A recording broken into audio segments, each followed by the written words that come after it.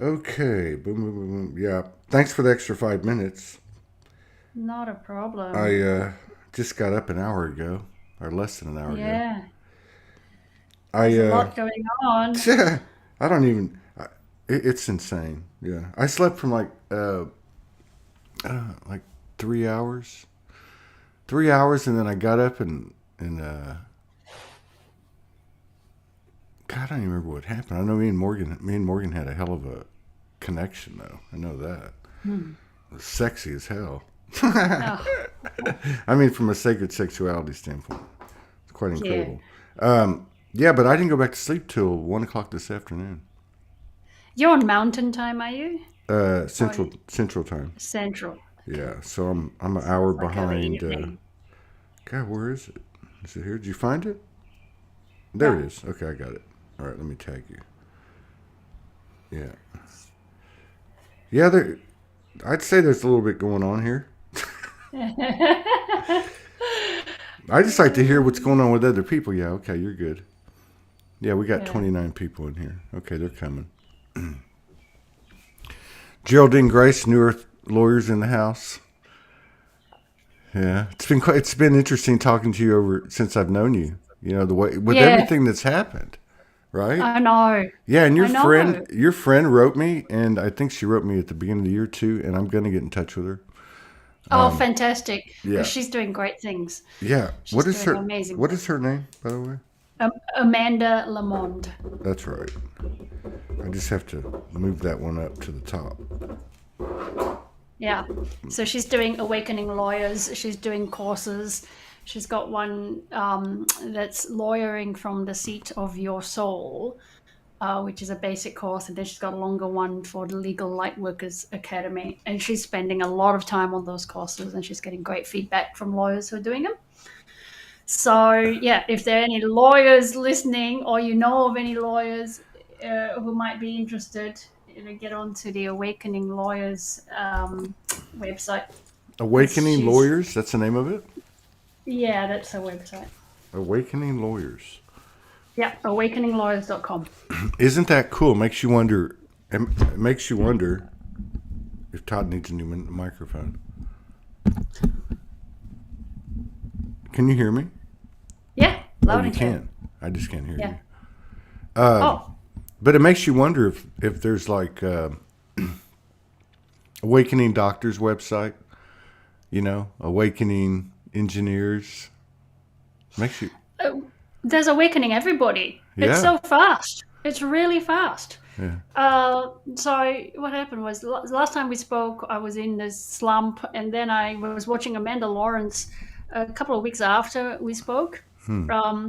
We last spoke the last time I was on, and Amanda was saying her intel is amazing, by the way. It's just so spot on. And she was saying that we passed this point where we were kind of in freeze mode, pause mode, and now we were all ready to get back on the train because she has this analogy where we've all been waiting at a train station, the train towards 5D basically, stopped us off at the train station and we got off and we basically were waiting at this train station for a good deal of time and now we're getting back on. So Hmm. we're going to get back on. The light workers are getting back on the train. We're taking our time to get everybody back onto the train, and then more people are going to join us on the train. And Hmm. she said these people are what we would regard as asleep. So, and that was last month. And she said So like she expects this towards like into this month and so on that there'll be more people waking up. okay. So that was a month ago, and she was alluding that it would be ramping up as we got into this month, right? Yeah. So she was trying to give us timing, and she said she didn't have timing, Yeah. but she had this feeling that it would be the later part of May So that we'd get going again with a whole bunch of other people. I feel that. Um, Hmm. since 2009, the most powerful period in my life each year is the last 2 weeks of May. And Oh, yeah, so I've been feeling it. I don't know if it was personal or collective, but you know, Her intel is really general. Morgan's is more specific, but I find that there's over the years are very similar. Kind of saying the same thing. One's saying this is kind of like the overall, and the other one's like this is what it feels like on a personal level. But I think Morgan would say the same thing with what's been going on, especially the last 2 or 3 days. Like there really seems to be some powerful something going on. Equilibrium, masculine, feminine, soul rising. I don't know what you want to call it. But you mentioned in Amanda's intel, and then you mentioned your visit here last time. You were in kind of a funk. I don't know if it was a funk, but a kind of a suspended animation period. Oh, totally. Totally. And I've heard that, and I've felt that, and I've heard when a girl in the universe, S.A. Smith, was on last week. She talked about getting the intel of this time about a year ago, and I think Morgan and I went to different continents about a year ago. A lot of people stuff happened about a year ago. Year and a half ago, and to me it wasn't like a immediate suspended animation. It was like a slow descent into it, right? Almost like a subtle thing, and you woke up going, "What the hell's going on? Who am I? What's the point of me going to work?" Everything was just like thrown out the window. How was it for you? How was it for you? Yeah, I remember I said to you that I was trying to figure out what it was all about, and I'm very purpose-driven. A lot of the work that I do, I talk about purpose for individuals and purpose for corporations and enterprises. Rather than individuals being driven by status or money, or companies being driven by profit. That we are motivated by a deeper purpose. And so for me, feeling without purpose is so maybe it's a program, sure, I get that. And I was working through that whole, is this purpose just another program? Am I just sitting here supposed to enjoy life, get up every day and just la feel it? Yeah, maybe that's what this is about. But so my thing is, you were talking about how the last couple of weeks of May is your special for you every year. So my special period is Easter. And so it was the Easter before this where I was really inspired to start the podcast. That was a year ago, right? 2021? A year ago. Yeah. I remember that. And then it was like 5 years ago that I was motivated to book my trip to Peru and do ayahuasca. It was during Easter that I booked it all. So, every time Easter comes, there's something some sign of the path, right? So this year it was to just actually, I felt called to go back and do Aya. So I'm looking into going back to Peru. I haven't had that feeling for years. I did ayahuasca. I felt like I got what I needed to get. And people would ask me, do you want to do ayahuasca again? I certainly don't want to do it in any old setting. I'm very particular about the setting in which I would do it, plant medicine. And I wasn't motivated to go back to Peru either to do it. I mean, obviously COVID meant that it wasn't going to be possible for a couple of years. But now that people are traveling again, I wasn't even in that frame of mind. And then just over Easter, I had this feeling of doing it or planning. And then I thought maybe I would go and I would find a bunch of lawyers to go and do ayahuasca with. Oh, my God. I was just thinking to myself, God, the next time, we probably have to get a lawyer soon. We have a lawyer for our immigration, but like Soulogy business or something, or the next time I get a lawyer, that's going to be my interview question. I'm only going to have one. Have you done ayahuasca? I want a lawyer that's done ayahuasca. And I watched it. It's Matteo Di Stefano, isn't it? Yeah. He's talking about getting called to do plant medicine. Really? And yeah, I mean, the guy has full memory. So I'm like, why would he that'd be like Franco doing it, like Morgan doing it. That's like some people I've met. They don't need to do it. Like I know I don't need to do it again. I did it though, but there's some people I've met that they're already there. Like it makes me wonder what would happen if they did. Like they'd be going off into some multi universe. 7 universes away or something.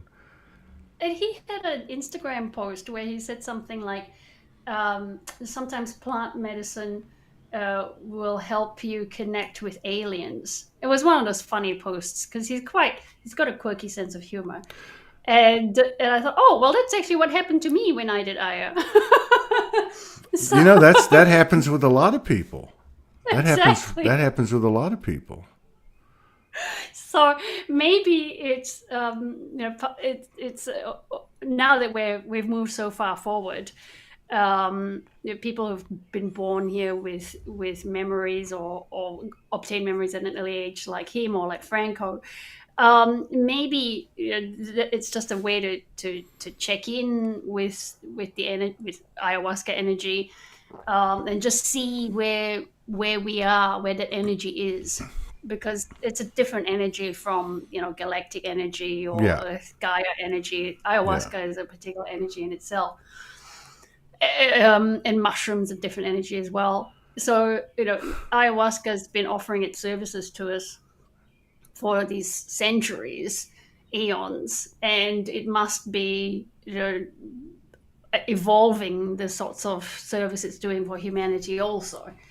Like allowing us to see more. So someone like me who's had one experience, I go back, I would get deeper into the experience, and then someone with past life memories or multidimensional memories, they'd maybe get another thing unearthed, whatever there is for them. So I think that if we're going off to do plant medicine now, any of us, we are probably going to go even deeper than we would have 5 years yeah, ago. yeah. No doubt, no doubt. And then I guess there's if the consciousness is expanding, and there are people like Mateus De Stefano and the Francos and the Morgans and so on. And I just saw a comment from Marion Gray. She said that was her thought too. If she did it, she might melt. She sees so much already. But what I'm saying is I think more and more people have a more expansive awareness and consciousness and abilities. And they might be coming on subtle and slow, but it's coming.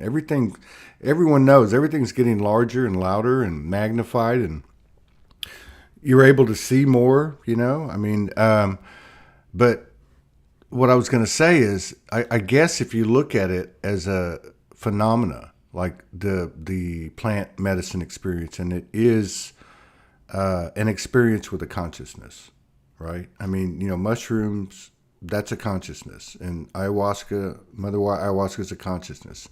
So it's actually kind of a more five sensory opportunity to step into that space, that type of space, let's just say, like so we do through meditation. But there's more and more talk about Herioscamos, about merging. Morgan's little groups that go from, we started with 2 and 3. There's, I think, 24 and 1 now. There's something about that phenomena aspect that we saw as imaginary or, whatever category, that's happening when people are coming together with an open heart, with intention, mostly silence. Nothing's really directed or guided, and there's some incredible things happening, both activations to people individually, but also these experiences of tapping in. And I wonder if that's going to come into play more, Yeah, I think we've been hearing for years from different sources, channels, and so on, that communities will form at this point in time. And I think that that's part of it. The communities are coming together. So I see communities. The lawyers are coming together in communities, and as you said, the doctors and other professionals are probably doing the same. Mary Rodwell has spoken about doctors who've approached her, so I'm sure they are. I can say that the lawyers are moving very fast, is what I see. Really? So yeah, so I have when I look at my LinkedIn feed. Now, LinkedIn is traditionally a very dry platform. Right. It's people have got their masks on because it's all professional and they don't want to be vulnerable. But people have started during COVID. People started posting things that were more about kindness and compassion. Now, because of my network, I'm seeing people posting about things like consciousness. Not so much, but it's growing. Amanda is very brave. Amanda Lamont, not Amanda Lawrence, Amanda Lamont, the lawyer who runs the courses I was talking about. She's quite brave, and she goes on and she posts about her courses. There's another lady called Idara Bassi in Atlanta. And she also is a trainer around making sure that lawyers are really fully contented with their lawyer life. She calls her stuff "loving your lawyer life," and she posts, quite spiritual stuff, and they get a lot of likes, right? They get likes and they get shares, and it's turning. So I look at my feed and I'm going, wow, people are actually in the workplace. People are beginning to open themselves up. So I posted something about, I said I would really like to see the conversation around things that are professional, like investment for environmentally sound companies and activities, like impact investment and what we call ESG, which is environmental social governance. It's a Right. big buzzword now. I'd love to see the connection between that and higher consciousness or unity consciousness. Yeah. Like the reason why people are motivated to do these things in their work life, to switch towards investing money for good, or to switch their legal practices like I do towards either environmental law or some sort of social justice aspects, or companies feeling like they should be doing more for the employees or in their supply chains or for their customers, even in the human rights space. All of that is happening because of these energies and because we are elevating in our consciousness, even if we're not fully aware of that happening. So we're evolving towards unity consciousness, and just some people know we are and some people don't know we are. But even those people who don't know we're evolving towards unity consciousness are being motivated to do very kind and very useful and very healing things for the planet. My post was saying, I'll get to the point, that I'd love to see that connection being made. We are doing these things because we're moving towards unity consciousness. And moving towards unity consciousness means things like, you're not trying to, particularly in a lawyering space, you're not trying to win a point. Right. You're trying to collaborate and get towards a win-win situation. You'll accept if someone makes a mistake, you'll accept the apology. You're not going to actually try and score a point. You acknowledge that people make mistakes. You try and build trust. You look at risk. The risk, a company will always assess things through a risk lens and go, oh, if we make a decision that way, then we'll run this risk. And they always look at the risk as risk to them. They never look at the risk as risk to everybody. Right. It's a risk is always assessed on a personal basis. It's never assessed on a group basis. So if we had unity consciousness, we would assess risk on a holistic basis. Just things like that. And I had a whole list of what unity conscious business looks like and what separation thinking looks like. And if people realized, or we started talking about this whole green movement in business in terms of consciousness, then I think that we'd actually, make more progress. Yeah. Well, you said it at the beginning. You said your approach is something driven, value driven, or Purpose driven. purpose driven. Yeah. And values too. yeah.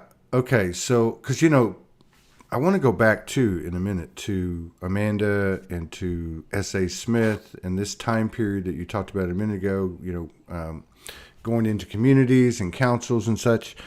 But anyway, at the beginning, you were talking about purpose-driven initiatives that we might call businesses or organizations or whatever.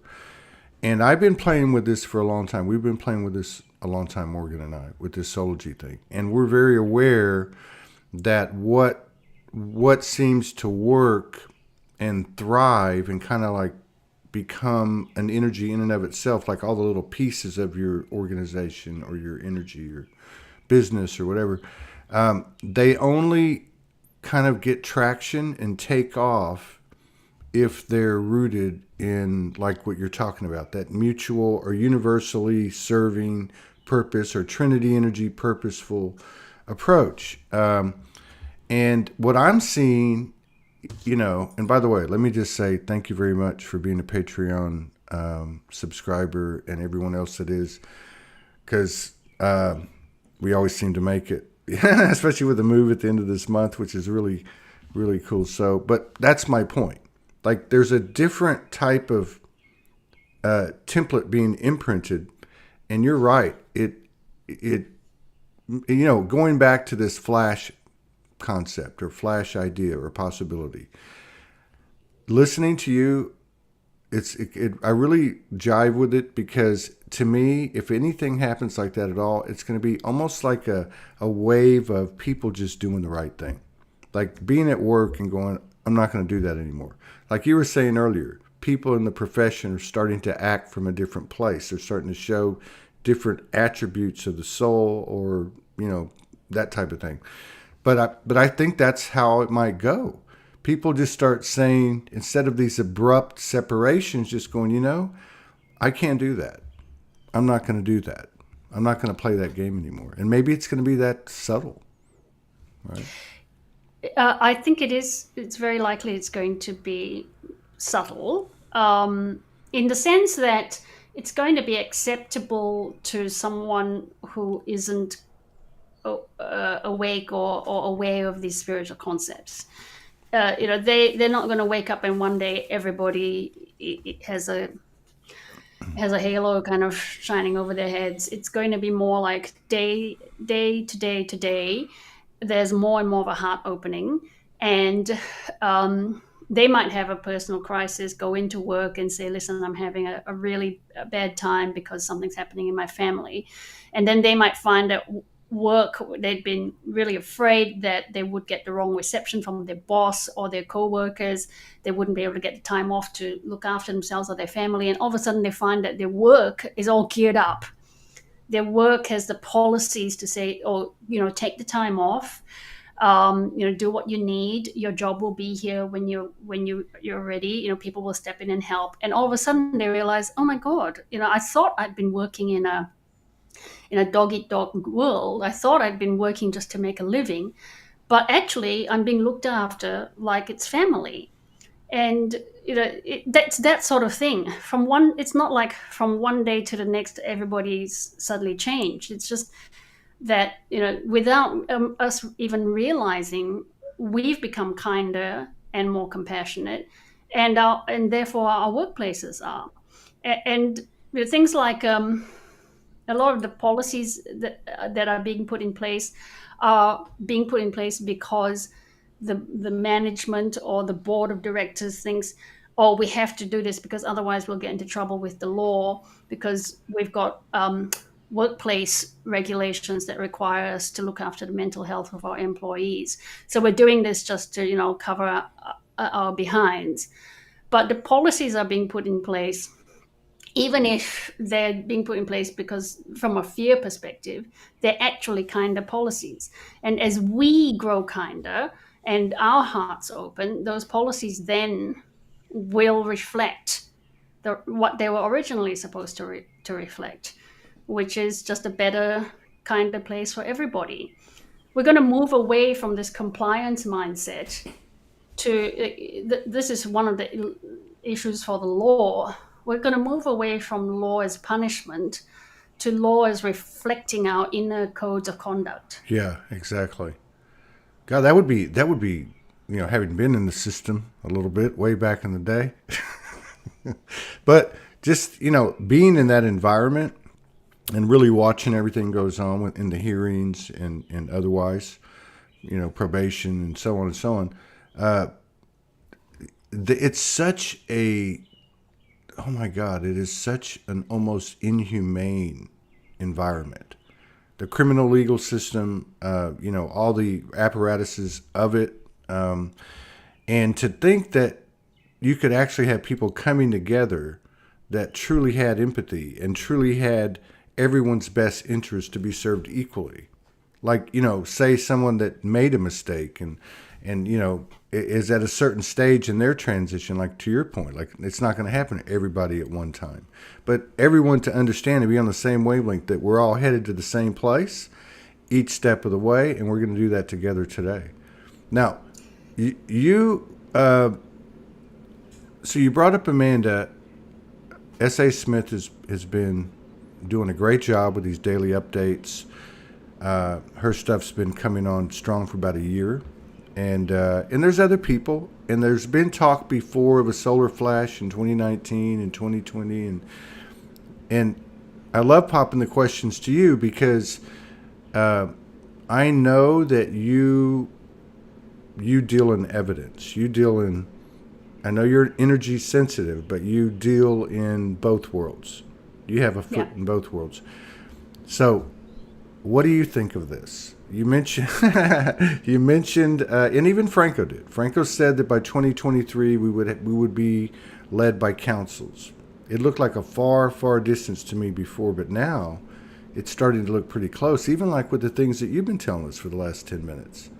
Like, I mean, you're one attorney, one lawyer, one solicitor, and there's many of them like you. There has to be. It has to be proportionate in every environment, to include the military, to include the government workers, to include the medical industry. I mean, people can't keep stepping on their soul forever. But so what are your thoughts on timeline? I know that none of this is etched in stone, but I'm just curious, someone with a mind like yours, what are your thoughts on the timeline? A big flash possibility? You answered some of that already. How quick it might come? What does it feel like? You actually gave us some insight already. Yeah, I am skeptical about the big flash. I love Amanda Lawrence, and she has been talking about it, and she's even been showing us photographs. I'm not familiar with S.A. Smith, but Amanda, people have been sending photographs to her, or she shows us photographs of the sun doing funny things, with kind of rainbow rays coming out from the sun, which was, I believe, in one of her visions as a precursor to the event that she talks about. I was very familiar with Franco's work. I followed Franco quite closely, and I'm familiar with his saying that we agreed that by the end of 2022 that all of this ego stuff would fall away, and the inverted matrix would basically, it hasn't existed. Right. It only exists in us. Right. But even that part of it will stop playing with it. And that's supposed to happen by the end of 2022. So I'm aware of all of these things, but I'm still skeptical about it because I see the lack of preparation for something like that on the part of the souls whom I deal with on a day-to-day basis. Yeah. And I think, I've been thinking about this a lot, Todd. I actually think it's very possible that we come to an agreement that we're not going to do a massive flash, and we're actually going to speed up the awakening process in a way that is acceptable or explainable for people living in a 3D world. I'd love a flash, but I actually could see a path where we do it the way I'm talking about. Even the end of 2022 might come, and we might find ourselves in quite a different place in terms of having councils and governments that are very different. But I don't think we're going to get there in a sudden way. I think we're going to get there in a way that would still be something you could read about in a mainstream newspaper. Yeah, it would make sense, because I think the way you're talking about, well, first of all, it just makes sense, because first of all, it spells ease and grace. To me, it does. And second of all, that type of experience would, in my mind, would be the most strengthening, right? For the soul, for the human, for everything, would be, because it would be such a embodied, lived and experienced kind of scenario. I mean, it would be like communicating to all aspects of us. I guess that the thing that the wild card is and I I can relate to what you're saying. It feels right, and that's the way it's been going, by the way, all this time, right? Yeah. So, And but someone said the flash, Marion says the flash could be internally experienced. It could be something like that. It could be yeah, that those of us who are sensitive to it, we're like, yeah. we're pretty sure the flash happened. Where we've lifted up a notch, but there could be a lot of people who don't know what we are Well, I talking know in about. the last 3 days, I know myself and some others. I mean, I can't be totally accurate with my brain, you know, data right now, but there's been some extraordinary energies the last few days. I mean, I'm talking about energies that put you over the top kind of thing. How does that work? Do you go back and forth? I mean, we talked about this before, but the one wild card to me is if you look at plant medicine, you look at ayahuasca or mushrooms, the type of frequencies that abound, the type of, I would say, conscious dimensional experience you're having. Like that element coming in to play more and more and more. Now, if that's the case, and even if it's let's just say a minority, they're still going to be emitting those frequencies, those possibilities, those, you know what I mean? I mean, that's light in itself. So that could change things. And I would just draw the comparison to like doing a group plant journey. I used to, when I did it, I like to do things alone, but when you're with a group and it's in a ritualistic type of, sacred nature, it becomes a whole different kind. There is a unified field. I Yeah, mean, there yeah. is some stuff going on that, and that's what I'm saying. What happens when that telepathy becomes more palpable as we're making these strides upwards? Yeah, so there are a couple of things, two or three things that string together in my mind that connect with that. You're talking about people coming together and creating a field.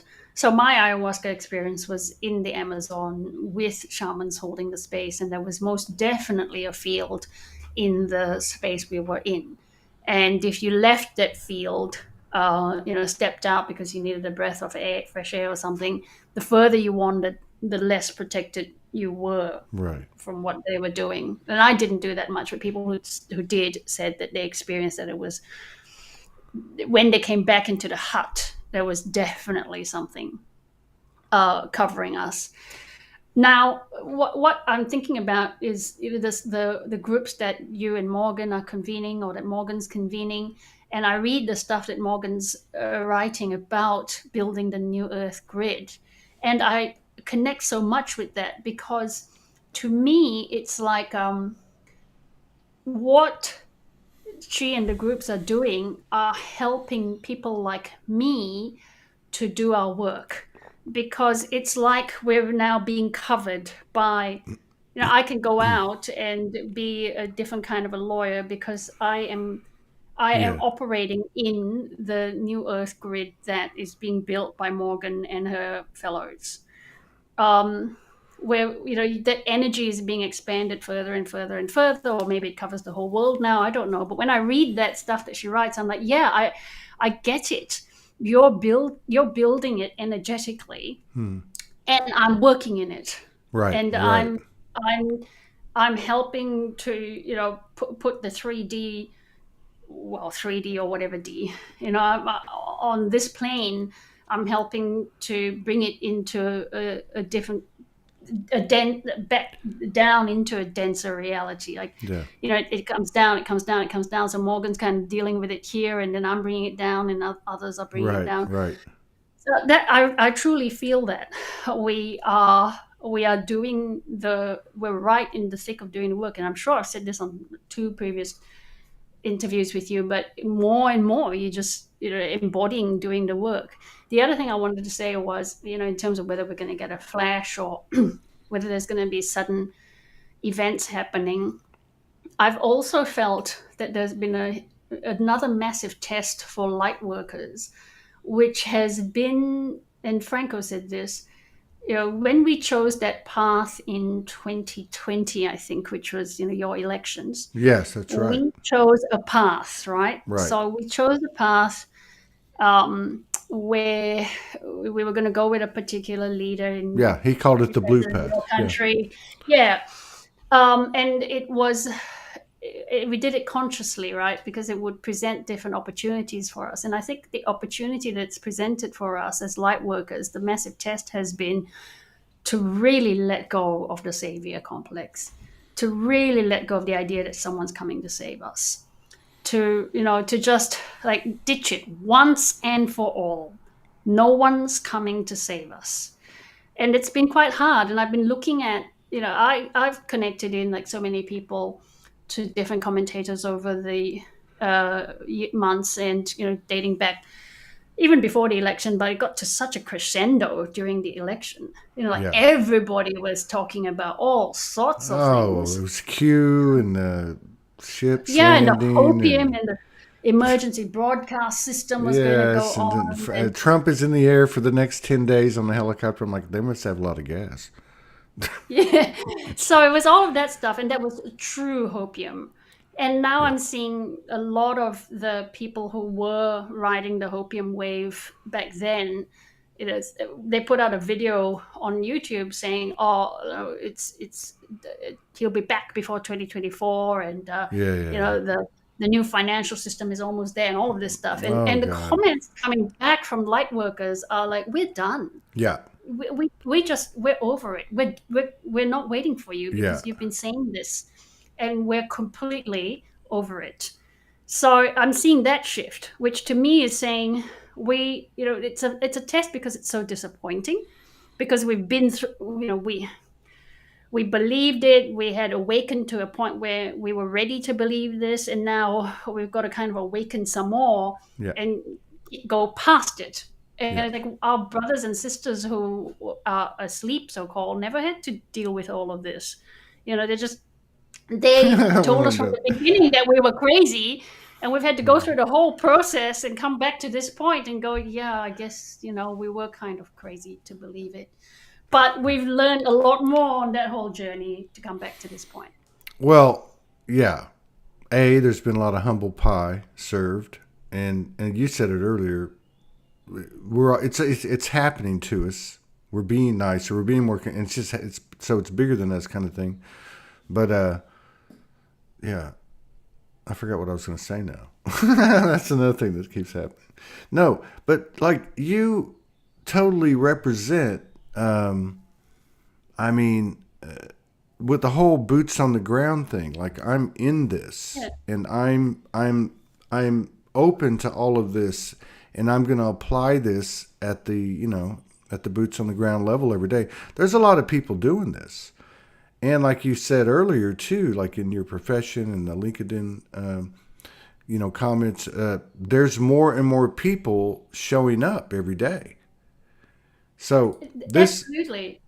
right? I mean, like, and I look at like what you're talking about, like with interacting with people in that type of environment. Okay, because that's a very unique type of environment, the legal industry.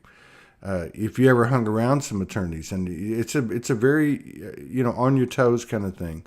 But having said that, like the way it's affecting the way people are transferring code back and forth, I guess would be the way I'd put it.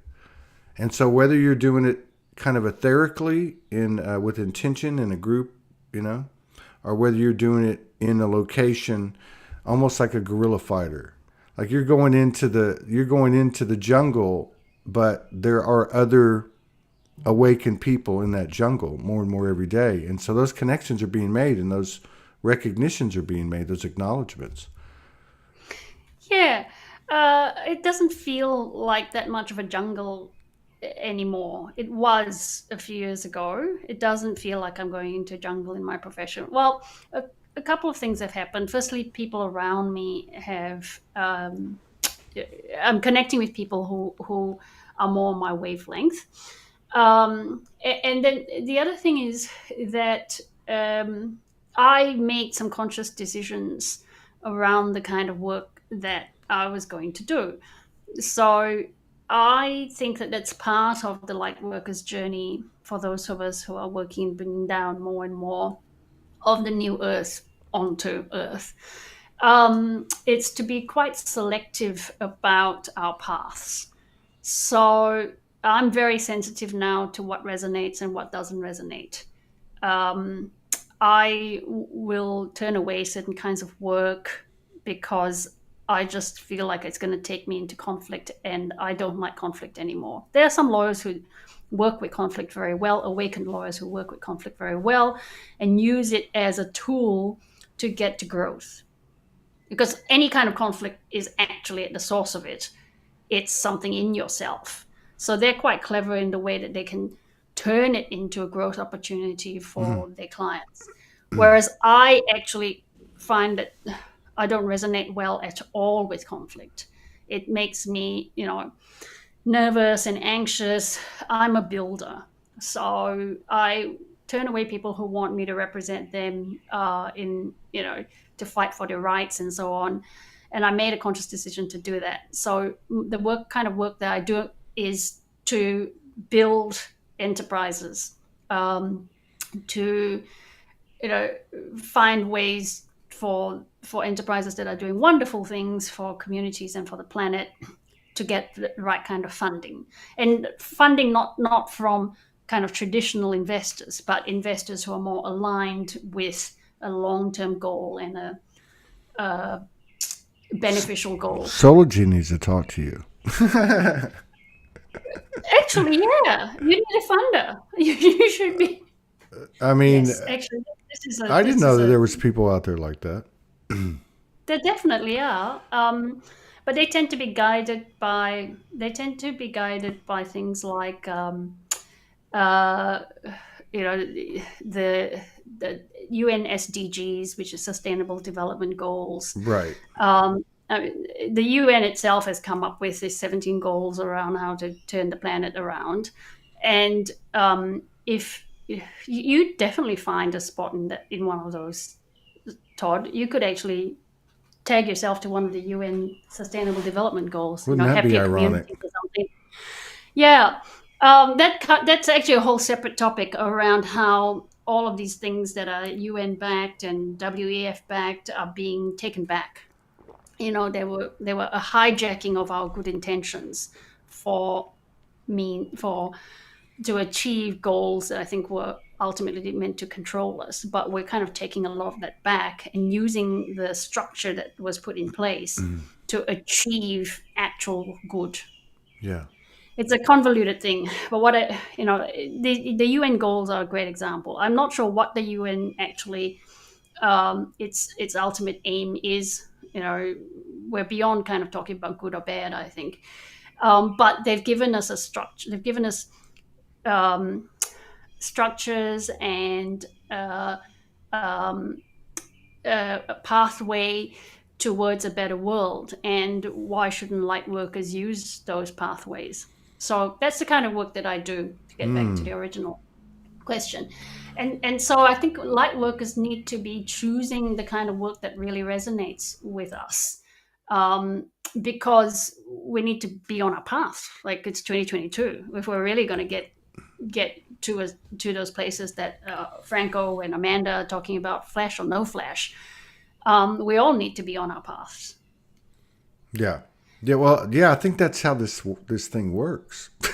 I really think it, and I really think that part of it is, Judith Kuzel is another amazing person that you have on. Isn't she? I always watch her stuff. I haven't had a lot of time to watch. Did you watch the last one? Yeah, I made time my to. God, that was just like. I mean, I thought I was just going to shoot out of the chair. And I can't even, Yeah. I can tell you a little bit about what she said, because it was about her trip, to northern South Africa. But I couldn't tell you the content. It was just the energy was just like crazy.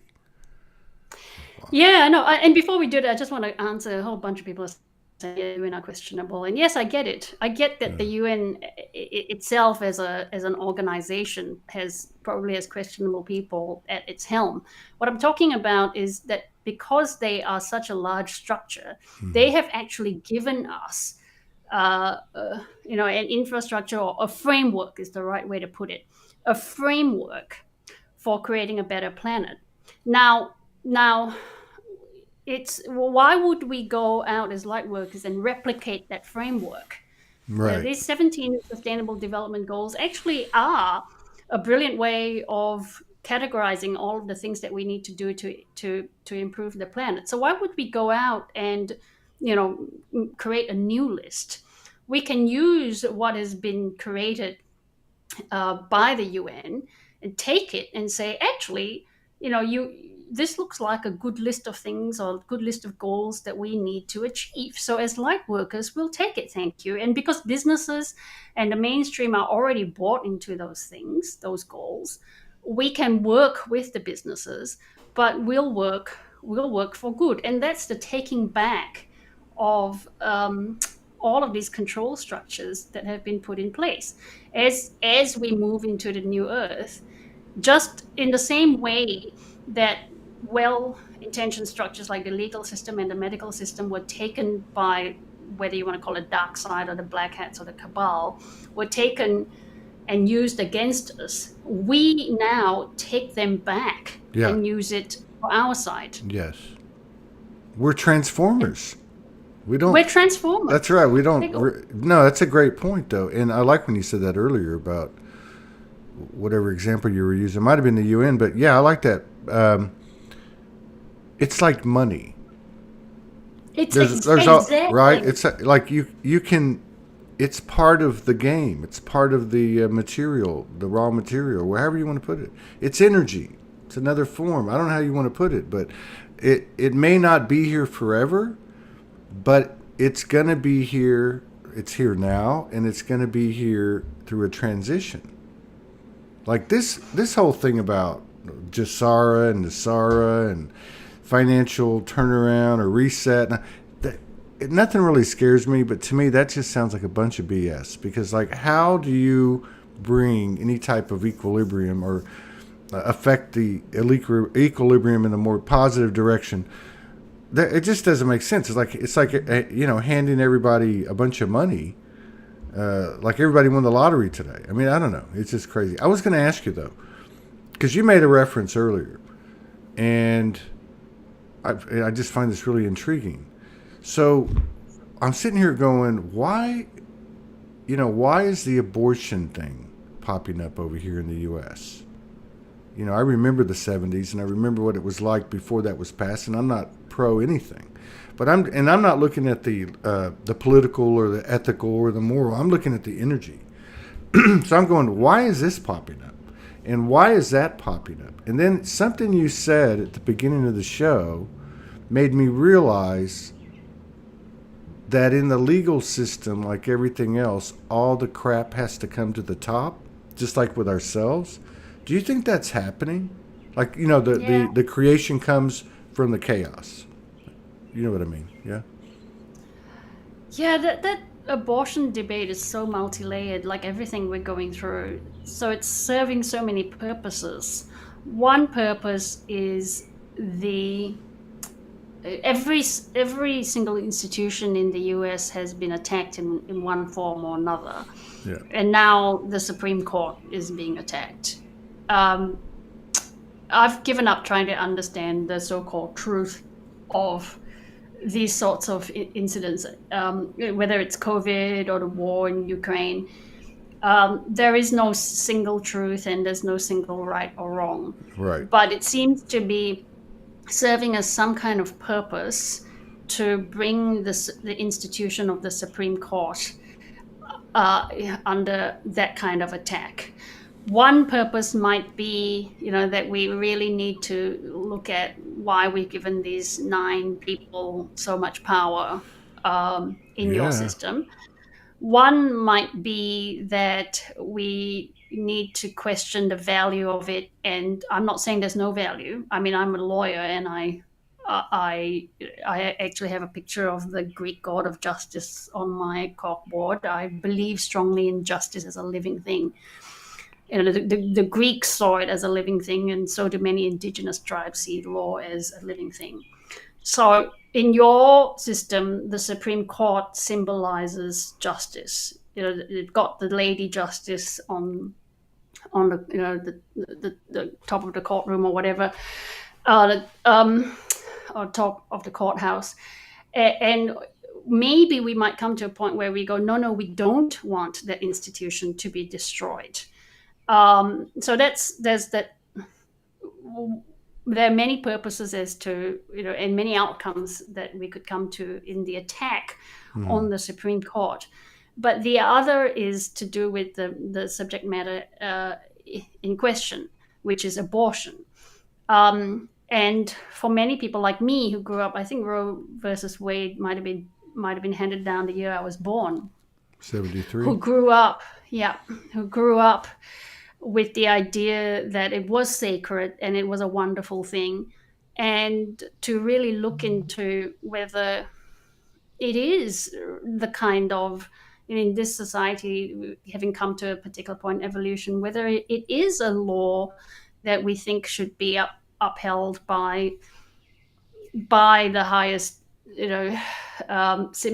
symbol or emblem of justice in your land. There's many legal arguments to it. Firstly, that it really isn't a question for the judges, and as a lawyer, I appreciate that. There's a pure legal argument that says that Roe versus Wade is just legally wrong, because it should have been decided by your individual legislatures, Right. not by the judges. But there's also, and then it's a question of whether it's a properly judicially heard topic, or whether it should go to elected representatives. So there's that purpose that it serves also, as to, whether the difference between people who are elected and represent the community and people who aren't.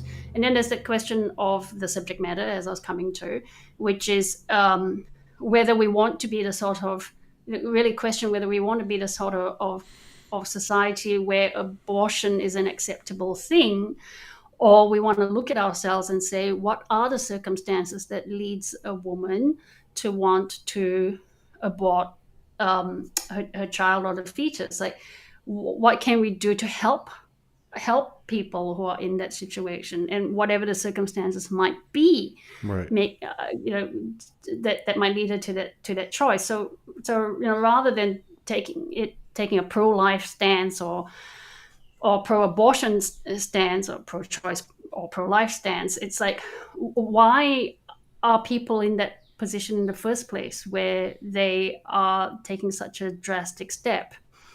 Why are we as a society condoning it, enabling it? I'm not judging one way or another. No, I get what you're saying. It's like, I'm just saying it's an opportunity to ask those questions. well, it's like you said earlier, like, even, having whatever the situation is on the criminal side, in that environment, everyone coming to the table with a bit more compassion every day. Like, this is happening anyway. What's that going to look like? But I think you make some really good points on this particular topic, and it's just one example of what I'm talking about. I see stuff where, like in Texas, my home state, in Florida, they're talking about prosecuting parents that are influencing, how you determine that, I don't know, influencing their children's sexuality. Yeah. And so, you really bring a lot to light. To me, what comes through the most is, maybe it is, because it's not about pro and anti, right? It's not about that. It's not meant to be this political football that creates this huge division. And maybe what these things they're showing up because so people can actually see the duplicity and the duality. I know it sounds like a backdoor way to oneness, but at the end of the day, there is in many cases, I'm not saying all cases, but there's a young pregnant mother. There's other people involved. There's the man. There's the father. I had a traumatic thing happen when I was in my early 20s. I wasn't consulted. I had no voice in that. No, but I respected it. It wasn't my body. but it was my seed, So there's all these things that I think you brought, that you brought up at the very beginning of the show, which you could apply to this, and why wouldn't it be occurring? And Yeah. maybe that's, maybe we're so used to focusing on, the fighting, the infighting, that we're actually not recognizing it until someone like you speaks, for why it's really coming up this time. It's not the same old thing. Yeah, COVID is one of those multiple reasons for it happening, and we now, it's now kind of behind us, but kind of not in some countries. Obviously, like in Shanghai and China, it's still a massive thing, and the remnants of it, the fights that we're still having in a lot of places around things like mandates and it still echoes, as well as the longer term consequences, which is the a huge amount of awareness that it brought to people. Just people understanding different levels of government, different arms of government. There's just so much sophistication that communities have now, and I think that is, if you're a light worker or someone who's conscious of the changes that are happening in our world, our I'll speak for myself. What I wish to see is that we unify. We use it as an opportunity to see the different sides and unify. If there is going to be any flash or sudden event, I would hope that it moves us more towards the unity point, because it takes quite a lot of awareness for people that I see, once they're entrenched in different positions on either side of the divide, to begin to appreciate we've got to start moving towards unity. I mean, I feel that way very much around the vaccines, right? And it's like a funny thing to be bringing up now in like May 2022, to be talking about it, because to a lot of people it's not an issue any longer, although I appreciate to a lot of people it still is. Right. But I had angst over it, and to get it or not get it, and I got to say that right now I'm just like, it wasn't a big deal. I got to the point where I did, for my own personal reasons, and the people who didn't for their own personal reasons, and it's like, who cares? For us light workers, it's about working together and creating the new Earth grid, and it's going to be the same with Roe versus Wade and whatever else. We keep working on our patch, like I was saying, we find our place in our path, and we keep working on it, master ourselves, create the lives that we want, and just keep going, because all of this stuff is peripheral. Like, it's just true. It's not it's very relevant. It's very, very true, and you said that very well. Because look, Mateus De Stefano, he got jabbed. Yeah. A lot of people, I mean, I know a lot of people have. And, I guess what it really comes down to, whether it's this Roe v. Wade thing or it's getting a jab, every single situation is a unique situation. There's not one brush that paints everybody the same, right? I mean, and I think that's the heart of, that's at the heart of maybe of separation, is that, keep your sticky nose out of my business. Almost like a cosmic anarchy type frequency, where everybody's self-reliant, responsible, and understands that the way, as you were talking about at the very beginning of the show, you have to, I guess in so many words, participate. You have to apply. It's embodying. It sounds like I got it, but there's another element to it, and that is, what do I do with it? And that's what you were talking about at the beginning of the show, and that's how we fire this thing up. So whether it's your diet, whether it's where you put your energy in your, what we call your passion, or your work, your relation, everything. It's every moment of, I guess that's what you call conscious living. And Yeah, I think that's the same point in both cases. It's exactly that point. I was actually on. Amanda Lamont runs a metaphysical council of lawyers, and it's at a really bad time for me because I'm in Australia. She's in South Africa. She's got people who joined that council, lawyers who joined the council from the States. So it was often very early morning hours, and she's made an effort now to change it to a different time so that people in Australia can join. And therefore, I felt like, well, I should join it. Now, the last meeting we had, we had a lot of people talking about what was going on in the world, firstly. And secondly, this feeling of like, we need to work hard to change it. And I said, I actually have been embodying, I've had that feeling of I need to do this, I need to do that, I need to, get so many people, I need to blah, blah, blah. It's a very, very old paradigm way of feeling and thinking that Right. I need to Right. do X, Y, Z is a very old paradigm. All we need, quote unquote, to do is to fully realize the oneness. Like you say, Morgan always says, oneness is oneness, which literally means that you change yourself and you change the world. We've been hearing that forever. Right. How can we not know this? Every cell in my body contains the universe. Right. So if I really want to influence the war in Ukraine, the protests that are happening about abortion, and so on and so forth, I literally only need to work on myself. That's right. And And okay. it's so hard to do for the human being. It's just very, very challenging. Well, I mean, do you think that some people? I mean, that's a dumb question. I'm still asleep, but like, I don't know. Look, I'm 12 days away from. I got to find another place to live. It was all sudden. Yeah. There's all.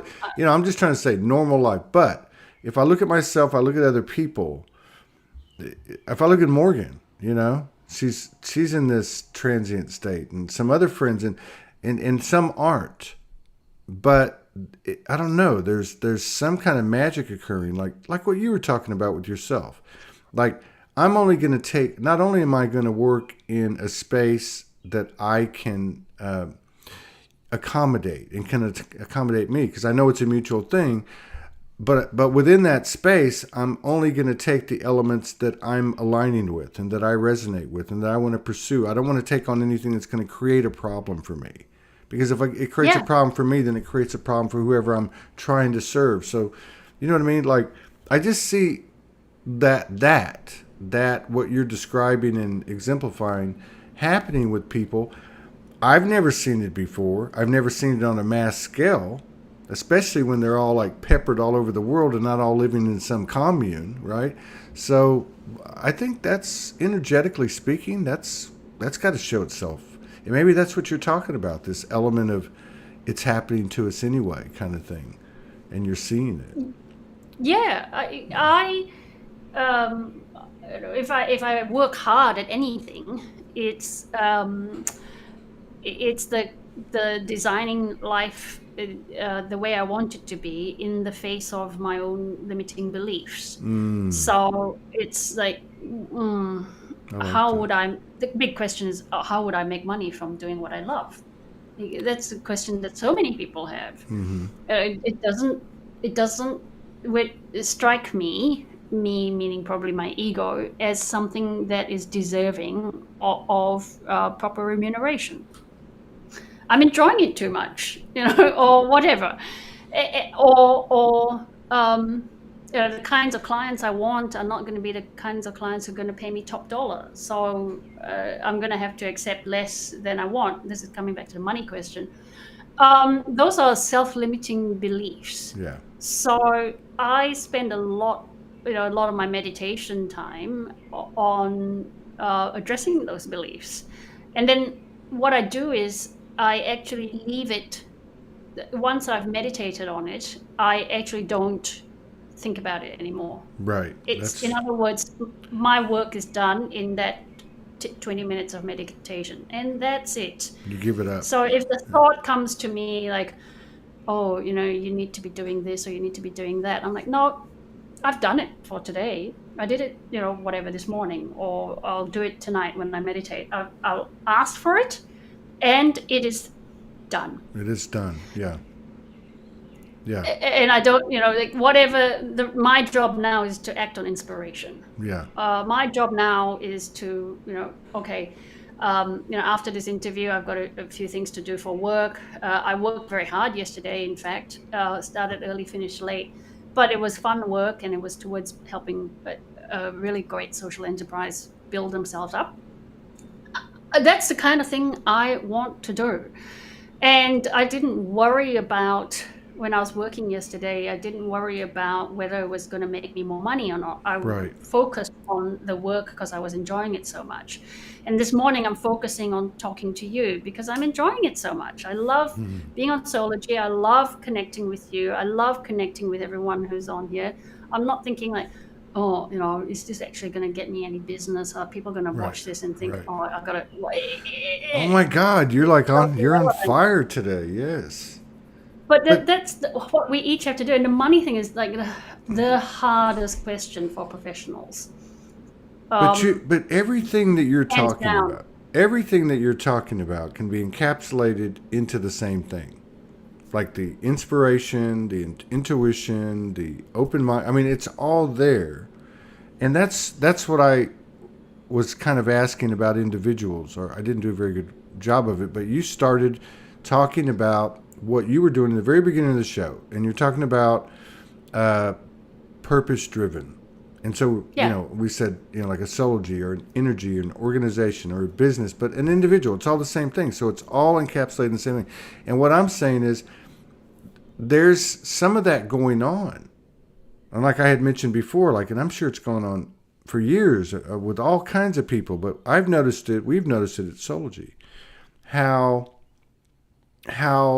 much of a response the energy provides, or the universe provides, let's just say, because abundance is far more than money.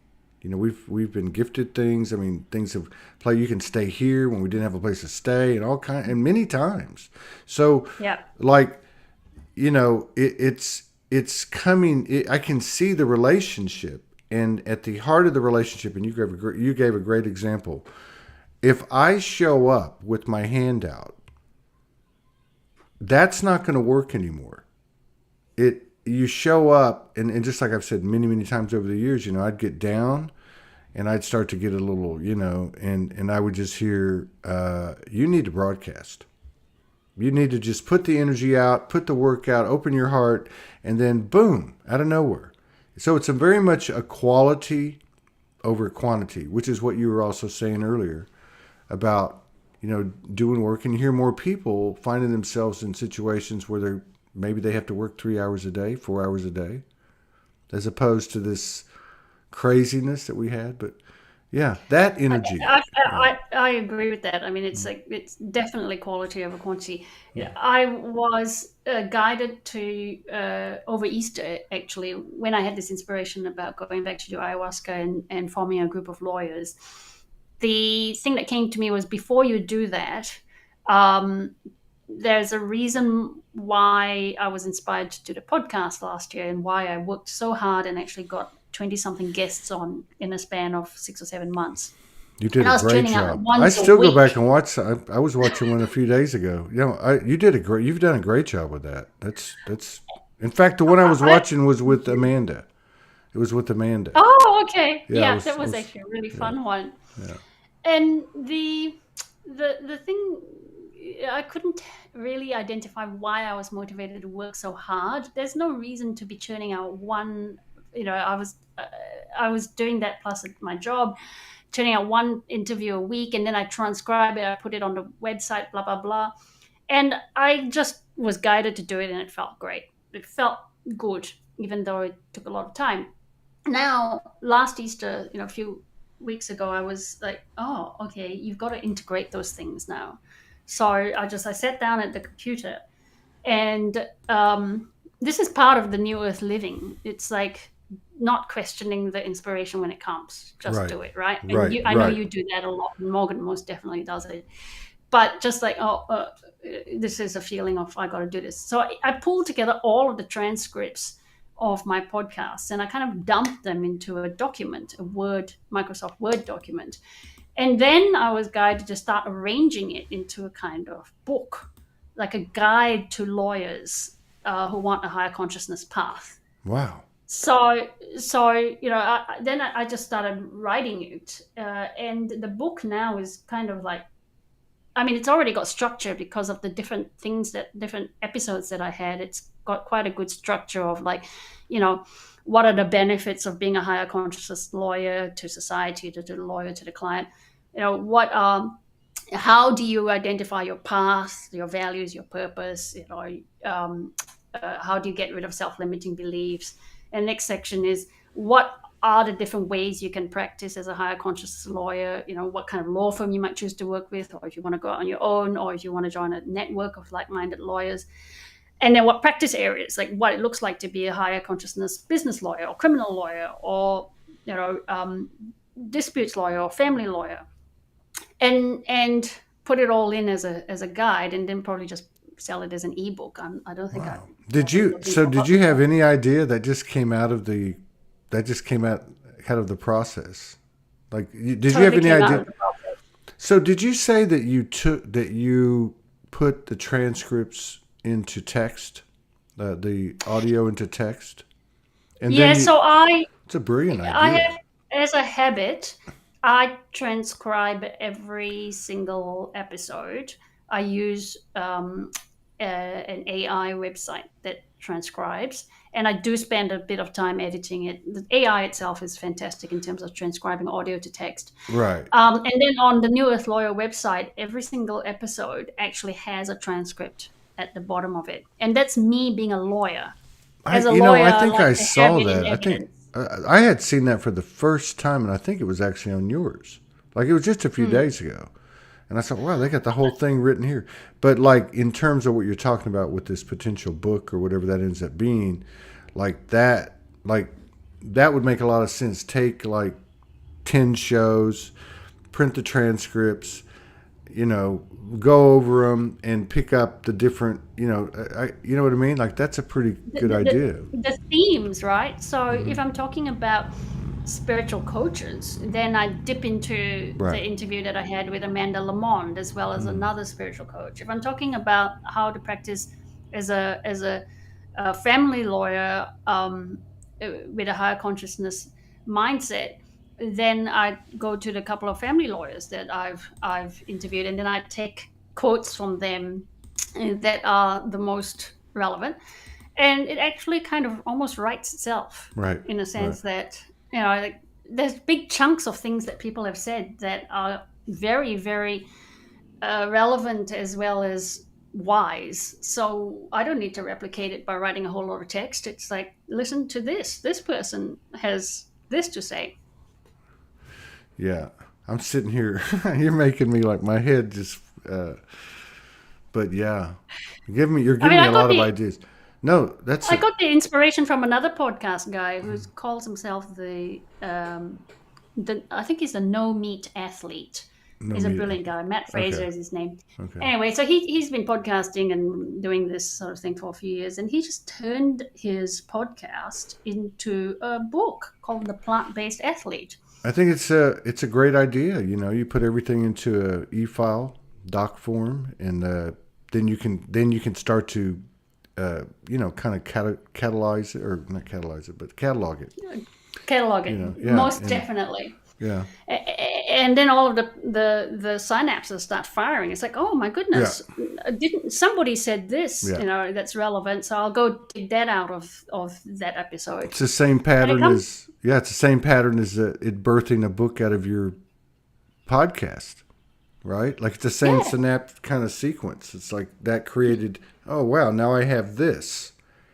And that's one thing. I can relate to, because like at Soulogy, we have huge archives. I can't. They're not exactly organized, and I can't even answer messages. But but yeah, I've you can create with what you've already created, which is very cool. The Oh, someone's podcast, asking. yeah, NewEarthLawyer.com. yeah. And I tried to find, before I forget, I tried to find Amanda. I'm not sure which platform she wrote me on, but is it LAMOND? Yeah. Okay. So if you go to Because she awakeninglawyers.com, just I'll wrote me tell like it. 2 weeks ago. No, I'll find it. I'm embarrassed. Awakening. Hang on.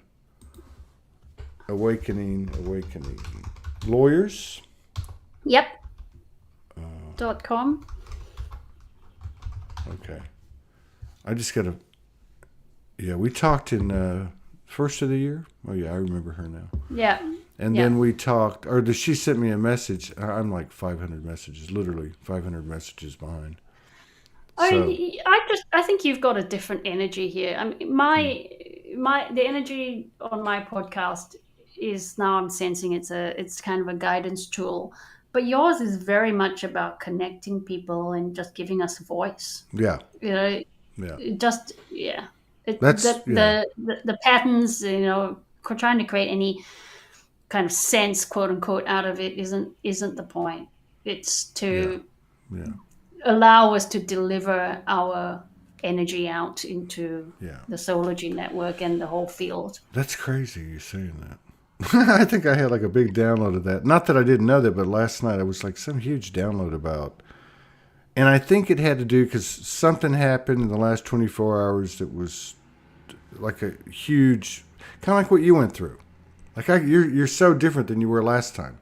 Like Yeah, I know. and I could relate to you last time because we were both going, what are we going to talk about?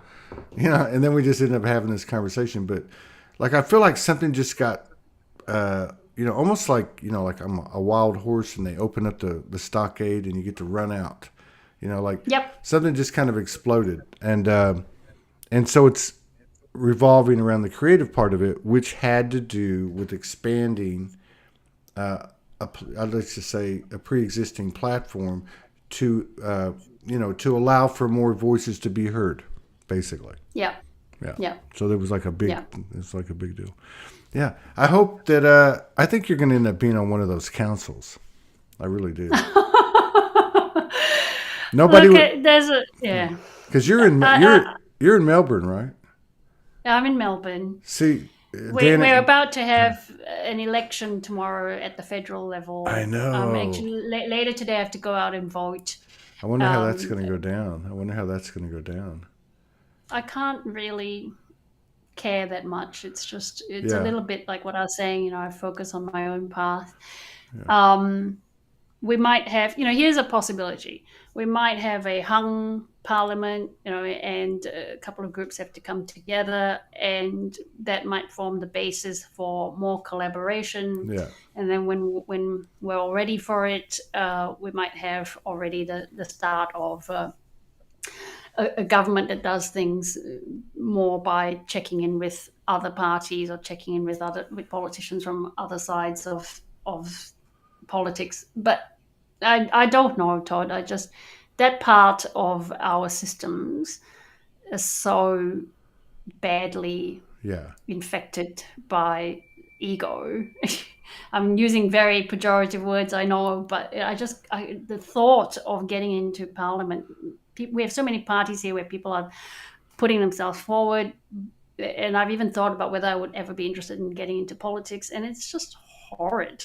It's just murky and mucky and horrid. Well, I think it's close enough to the legal system that, you know what I mean? Like, I don't know. I see like what you're bringing to light. Like, the legal system will be part of this transition, maybe, and maybe that's how we kind of correct this stuff. You know what I'm noticing over here is, and I'm like you, I just try to do my own thing, but I'm noticing like kind of, it's not real out there. And of course, the whole idea that the election over here was, something was going on is a real, get you in trouble, whatever.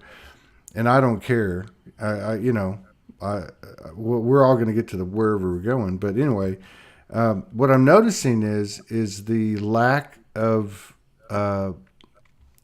evidence and substance backing up the path that we took, such as they do an audit at Twitter, and Biden's got 11 million people on his Twitter account. He's the president of the United States, and he just had 80 million people vote for him. I don't think something doesn't sound right. So I guess what I'm saying is, be it there, be it in America or anywhere else, whatever happens, the continued deconstruction of those things that are based in duality is going to keep occurring. And what that looks like, I don't know. Yeah. Yeah, I don't know either. I'm not sure that a lot of that stuff will actually morph into something else, or whether we have to do something different. Yeah. That the political system is, after the legal system, or I think, it's even worse than the legal system. I would say. Absolutely it is. Absolutely it is. Horrific. Yeah. The legal system is potentially what will help reconstruct it, but yeah, it's absolutely. It's not even in the same, the legal system. I mean, I guess there's a yin and yang to everything. My experience hasn't been that great, but some countries it's more, it's more, I don't know, aligned, I would guess. I don't know. I mean. Yeah, and you're seeing, like, we've been talking about individual lawyers making a difference, but I don't see individual politicians unless they get to the main post somehow, which has happened obviously in various countries, especially yours, that they can make a significant change. They would just get completely bulldozed out of they can't. out of office. I mean, if you look at, and again, I don't have any political affiliation, but if you look at Trump's 4 years, just from a business standpoint, he killed it. He absolutely killed it. He cut this, and and obviously nothing's perfect, but look how fast it's been just being disassembled. So even somebody that's a bull in a china shop, how long is that going to last? How long was JFK's policies and ideologies, such as the Vietnam War, not going to Vietnam, the Fed, and so how long did that stuff last? But there's a different energy now, and the thought and the idea that someone like you could be one of 12 on a council in my local community, that says it all. I mean, it seems very doable now, and it's just as long as you said it again too earlier when you talked about your meditation, you put it out there, then you let it go, right? So it's almost like if we get out of the way and stop trying to figure out, is there going to be a flash, and is there going to be 3 days, and is there going to be space, whatever, or, just show up and bring your best game. And, whether you're like you were talking about with Morgan or with you in the trenches, or me do what I do, you just show up and let the thing unfold. Yeah. But don't be afraid to ask for what you need. Is also in the meditations that I do. Absolutely. I was saying this at the Metaphysical Council of Lawyers thing that Amanda convenes. I said, just, ask for it. It's like you always say, I was inspired by what you say about boots on the ground, and inspired by a lot of conversations that you've had with the likes of Franco. And even Franco, sort of saying it's tough here. Mm-hmm. It's one thing to be out there on another plane looking down and saying, oh, well, you just need to do this and you just need to do that. Yeah. But get down here and exactly. Different ball games, even if you're Franco. Yeah, so I took inspiration from your conversations with him, and I do that regularly. Isn't now. That... Like, I'm going to need this. You want me to write a book? I'm happy to write a book. I love writing the book. But the thing is going to have to actually, generate something. Don't just... I think it's okay to show a little emotion with the universe. I mean, I've had some, not always success, but I certainly get a reaction from it if I get a bit emotional. But yeah, that's a funny thing you brought up too, and just a good thing to close out with. Yeah. With Franco was I asked him at Soulogy Fest, because he stayed with me a couple of days. I said, "Who are you talking to? Like, who is that? Who are the?" And of course, we're talking about. I would imagine multiple over the years, and some that had appeared, and physicality, apparition, and so on. And anyway, we had that conversation. But in October, when everything went down, he made a choice, and it was, I'm only going to speak to my soul from here out. Not that he wasn't a collaborator and all that, and a team player, but at the end of the day, when the rubber meets the road, it's soul to soul. I mean, it's human to soul, or however you want to put it. Certainly, we have team and family, and however you bring your aspects in. But yeah, I'm glad that you brought that up about it's tough down here, but we didn't come this far to stop now. Well, I took a lot of inspiration from you repeating that conversation with Franco. I've heard it before, and him saying, "I'm just talking to my higher self or my soul now, and that's it." Yeah. Everybody else, it's just kind of noise at this point. Yeah. And I get that. It's because we used to think of them as guides and kind of higher than us, but I think we've leveled up, and it's like, well, you're the support team, really. Right. Yeah. Yeah. I'm the one doing this. We agreed you'd support me. It's not about you telling me I need to do X, Y, Z. It's you're giving me the memory that I agreed to do it. And so now I'm actually in real time on Earth doing it. Right. And you got to give me what I need. That's how it works. That's right. That's right. And if I need if I really want the real skinny on it, higher self. There you go. Carpe diem. Thank you. Thank you. I love you, and I really appreciate Wonderful you. Thank you for helping me come out of my funk this morning, or this afternoon, or evening. It's evening now. At 7:30, I've only been up for 3 hours. Anyway, you take care. Take care of yourself. Peace out. Bye.